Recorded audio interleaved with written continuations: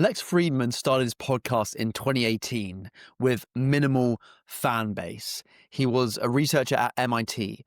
Nobody knew who he was. Yet somehow within 4 to 5 years, he booked Elon Musk multiple times. You got Mark Zuckerberg and Steve Jobs' former partners, Noah Chomsky, the literal biggest names in science, tech, and academia. Meanwhile, podcasts with 10 times his audience can't get those names. They're booking micro-influencers and personal friends. What Lex did, however, wasn't magic. It's not because he's at MIT, though that obviously helped initially. It's not because he's talented at interviewing, though he is, of course. It's because he figured out a system for getting big guests that most podcasters completely miss in their strategy. And the system doesn't require you to have an existing audience. It doesn't require connections. It doesn't require more money. It's a booking and interviewing formula that creates a compounding effect. Bigger guests attract bigger guests, which attracts bigger audiences, which makes you attractive to even bigger guests. As a positive feedback loop. So today I'm going to show you exactly how Lex Friedman built this system, and more importantly, how you can implement it and start booking your guests that you dream of, that you think are out of reach right now, today. If you're new here, I'm Jacob J. Watson-Howland. I'm Europe's fastest growing under 21 podcaster who secured dream guests and gained over 4 million views in my bedroom. Dream guests including SpaceX co-founder Jim Cantrell and YouTuber with over 4.4 million subscribers, Evan Carmichael, within the first few months of starting my show. This is my second channel, by the way, which is why you can't see all of those videos. Go check out my main channel if you want to listen to my podcast. Tactic 1 is the MIT Credential strategy and authority transfer. Lex Friedman didn't build his podcast as a random podcaster. He positioned himself as a researcher from MIT who happens to podcast. This single frame transformed how guests responded to booking requests. When a guest gets a booking request from random podcaster number 47, which is probably spam and low value, or YouTuber with 50k followers, that's probably a mid-level creator. They're not going to be likely to say yes. Whereas if they say MIT researcher starting a podcast, that is legitimacy, intrigue, and it's just different. It's more engaging for the person receiving the invite. The third one gets answered, sometimes by the guest themselves, sometimes by their team who actually respects the ask. But here's the crucial part. Lex didn't lie about being at MIT. He was at MIT, but he strategically led with that credential in his positioning. I similarly include that I'm a award-winning BBC featured photographer, which I'm sure has helped me get loads of guests come onto the show that I wouldn't have if I didn't include that social proof in my emails and cold outreach. This is what I call authority by association. You're not claiming to be an authority. You're not claiming association with an authority, MIT, Harvard, your industry's top company, etc., etc. You're actually saying you're a part of it. This is what I call authority by association. You're not actually claiming to be the authority itself. You're claiming association with the authority. So if you work or have been to Harvard, MIT, or you're in your industry's top company, or you're an award-winning BBC featured photographer like myself, that's authority by association. But here's how Lex actually used this. Step 1 is authority in subject matter. Lex created content about AI, his area of research. He became recognizable as someone who actually knows about the topic, not just a random podcaster talking about it to his friends. Step 2 is strategic social media presence. Lex didn't just follow people on Twitter or X. He actively engaged with guests' content. When Joe Rogan would post about AI, Lex would leave thoughtful comments. When an AI researcher would post a paper, Lex would reply with a genuine question. This serves 2 purposes. It got Lex name visible to the target guest, which built familiarity, and it demonstrated that Lex was actually knowledgeable, not just a random fan, which gave him more credibility and made him more seen as a thought leader with expertise in the subject. Step 3 is leveraging early connections. Lex's big First big boost came from appearing on Joe Rogan's podcast as an AI expert. This gave him credibility. Then he approached other guests, probably saying, I was on Joe Rogan talking about X. I'd love to explore that with you as well. And that obviously gave him a massive boost in social proof.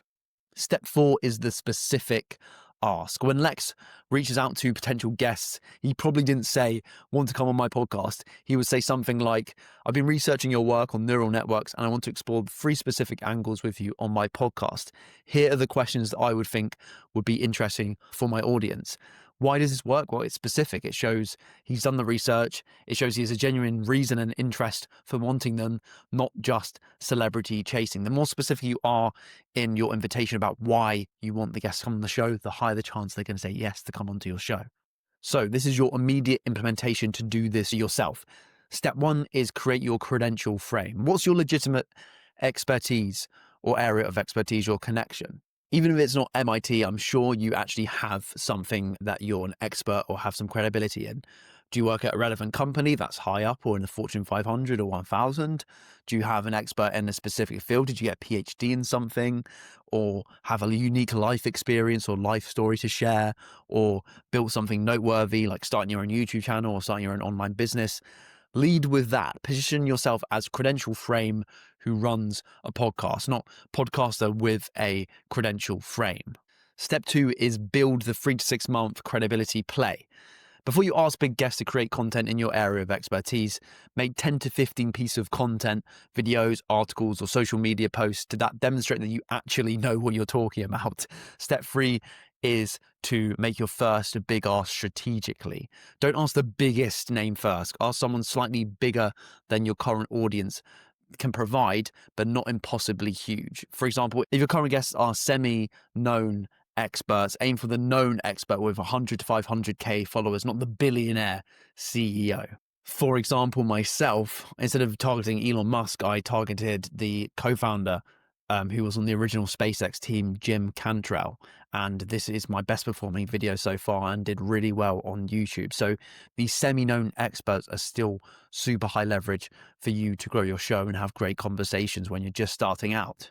Then step 4 is use your big first guest as social proof. Once you land one bigger guest, use them in every future pitch. For example, saying something like, I recently had SpaceX co-founder Jim Cantrell on my show and we explored the early days of SpaceX and meeting Elon Musk. And I'd love to bring that same depth to a conversation with you about whatever topic that guest is an expert in. This is the flywheel. Bigger guests attract bigger guests. It's a positive sum game. The bigger guests you get on, the bigger guests you can then target in future cold outreaches and future emails.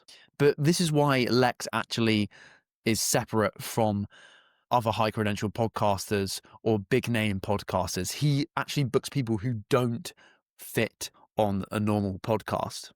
And this leads us to tactic 2, which is booking the controversial and the difficult. Most podcasters get the same guests. They target people who are safe, the thought leaders who are used to media, been on a million podcasts before, or a celebrity selling something. Lex does something different. He books people who are controversial, divisive, or actively avoided by mainstream media.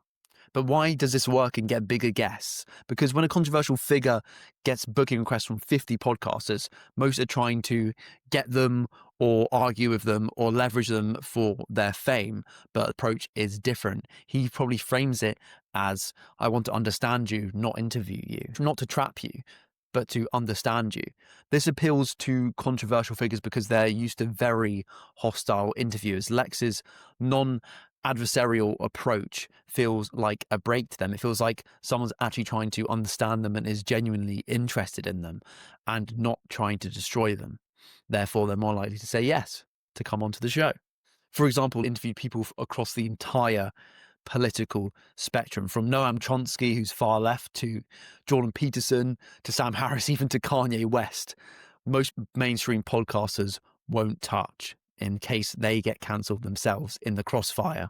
But why does this work? It's because Lex is framing it as, we're here to explore ideas together, not to debate, not to score points. We're here to explore. This attracts guests because Lex goes deep. Episodes at least 2 hours long, sometimes 3, 4. I think I've seen some 8-hour episodes as well. That's enough time to actually explore the topics in deep detail, not just sound bites that go viral. And Lex is also just genuinely curious. He's not performing. He doesn't have a political agenda. He's trying to actually understand the person he's talking to and listening to. And Lex also just does his research. He reads their work. He watches their previous interviews. He comes up with prepared actual questions, not just generic ones that ChatGPT made. Lex is also very empathetic. He's even empathetic to people that he disagrees with. For example, the Kanye West episode. I think that's genuinely one of the best podcast interviews of all time because Lex did so well, even though he disagreed with Kanye West. In the conversation with controversial figures, Lex tries to understand their worldview rather than just shooting it down instantly and dismissing it, which too many podcasters do. And this combination makes controversial figures feel heard, which is super important, instead of feeling attacked. And then it creates a better conversation and better content. And that's not even saying that Lex agrees with the person, but he lets them speak, he lets them say what they think. And it's also not to say that he doesn't bite back, but it's just the way he does it is not confrontational and not trying to attack or destroy them. So the guest still feels comfortable to open up, even if they disagree. So here's how you implement this. Step 1 is identify people with interesting ideas, even if they are controversial. So who has ideas that challenges mainstream thinking, or who gets dismissed? Who has a perspective that most people do not understand? These are the guests to target. And step 2 is what Lex does best, which is do your research. Before you reach out, understand their worldview better than they probably would expect. They'll be used to these interviewers that are just hostile and want to shoot them down and cherry pick certain things that they said. But if you do some deep research, read their books, watch their interviews, and actually understand their core argument, they're probably going to be surprised and they're probably more relaxed because they feel like they don't have to fight to explain themselves as much, if you've done the research and actually understand what they're talking about. Step 3 is frame your pitch around understanding. Don't pitch, come debate these ideas with me on a podcast, because you're not going to get many yeses. Instead, say something like, I want to understand your perspective on insert topic better. Can we explore that together? Step 4 is go long. Make sure your pitches include, I'm blocking 2 to 3 hours for this conversation because complex ideas need time to breathe. And then step 5 is commit to a non-adversarial approach. In the interview, your goal isn't to prove them wrong, right? Your goal is to help the audience understand their worldview.